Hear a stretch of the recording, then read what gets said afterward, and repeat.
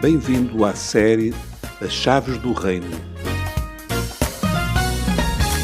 Este é o episódio número 8, intitulado Um Rei numa Cruz.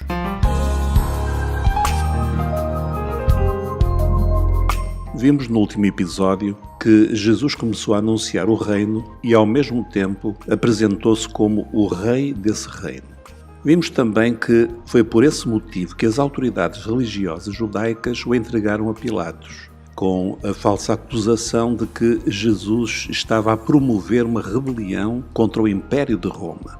No diálogo com Pilatos, porém, Jesus explicou: "O meu reino não é deste mundo. Se o meu reino fosse deste mundo, pelejariam os meus servos para que eu não fosse entregue aos judeus. Mas agora o meu reino não é daqui." João 18:36. Contra a sua vontade, Pilatos acabou por permitir que Jesus fosse executado numa cruz. No episódio de hoje, vamos procurar responder uma pergunta importantíssima. Por que teve Jesus de passar pela morte na cruz? Não a poderia ter evitado? Como veremos, entender isto é essencial. Jesus foi aclamado como rei quando entrou em Jerusalém montado num jumentinho. Mas poucos dias depois, os mesmos que o aclamaram como um Messias gritavam: "Crucifica-o!" O que aconteceu para haver uma inversão tão drástica e em tão pouco tempo? A resposta é simples. Os judeus não podiam conceber um Messias crucificado, um rei morrendo numa cruz. Muitas profecias do Antigo Testamento falavam do rei e do seu reino. Os judeus tinham muito clara na sua mente a imagem desse rei, que seria um libertador que viria sentar-se no trono de Davi, um vencedor, portanto, jamais um Messias derrotado, preso e executado de forma vergonhosa.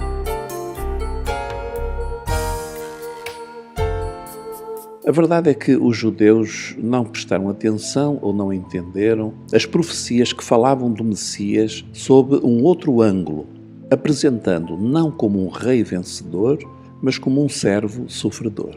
Não como um rei aclamado, mas como um servo rejeitado. Vamos ler a seguir excertos de uma dessas profecias, que se encontra em Isaías, no capítulo 53. Vamos ler uma citação um pouco longa, mas peço-te que prestes atenção e verifiques tu mesmo como esta espantosa profecia, escrita mais de 600 anos antes de Cristo, retrata tão fielmente Jesus, mostrando não como um rei vencedor, mas como um rei servo, que dá a sua vida pelos outros.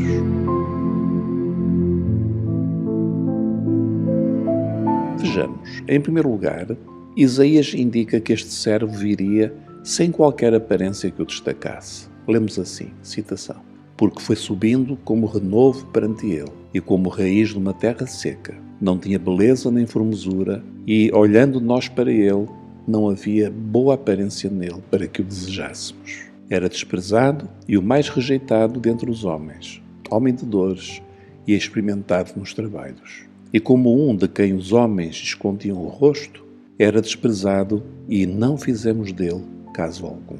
Fim de citação.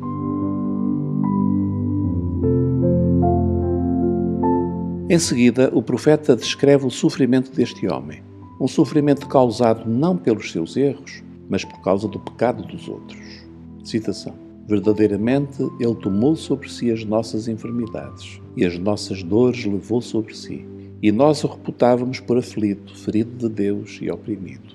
Mas ele foi ferido por causa das nossas transgressões, e moído por causa das nossas iniquidades. O castigo que nos traz a paz estava sobre ele, e pelas suas pisaduras fomos sarados. Todos nós andávamos desgarrados como ovelhas, cada um se desviava pelo seu caminho, mas o Senhor fez cair sobre ele a iniquidade de nós todos." Fim de citação.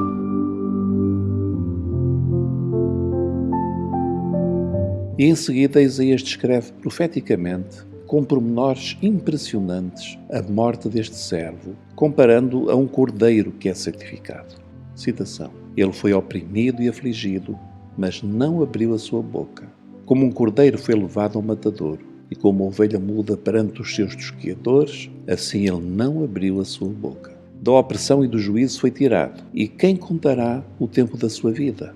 porquanto foi cortado da terra dos viventes. Pela transgressão do meu povo ele foi atingido. E puseram a sua sepultura com os ímpios e com o rico na sua morte, ainda que nunca cometeu injustiça, nem houve engano na sua boca. Fim de citação. E esta profecia termina falando da razão de ser da morte deste servo. Citação.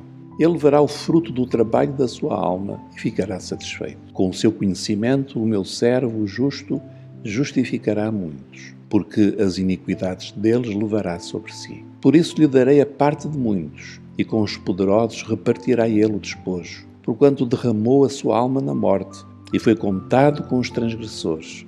Mas ele levou sobre si o pecado de muitos, e intercedeu pelos transgressores. Isaías 53, 2 a 12.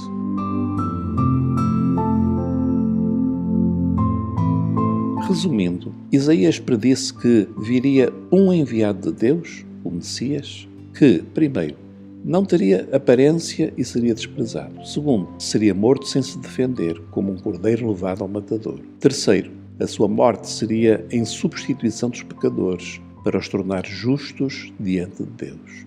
Quarto, este servo seria exaltado no futuro. E está assim descrito o percurso de Jesus na sua curta vida terrena há 2000 anos.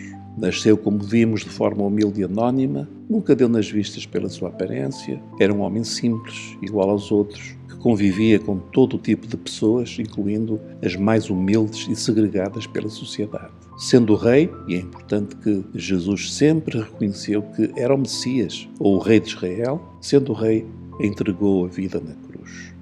A sua morte foi voluntária e teve um objetivo: substituir-nos. Ele morreu em nosso lugar.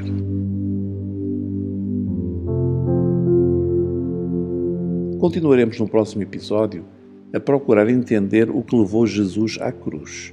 Mas hoje ficamos por aqui. Convido-te a orares comigo. Senhor Deus, como agradecer o teu amor. Muito obrigado porque enviaste o teu Filho para morrer como um cordeiro em meu lugar. Eu te louvo e agradeço. Em nome de Jesus. Amém.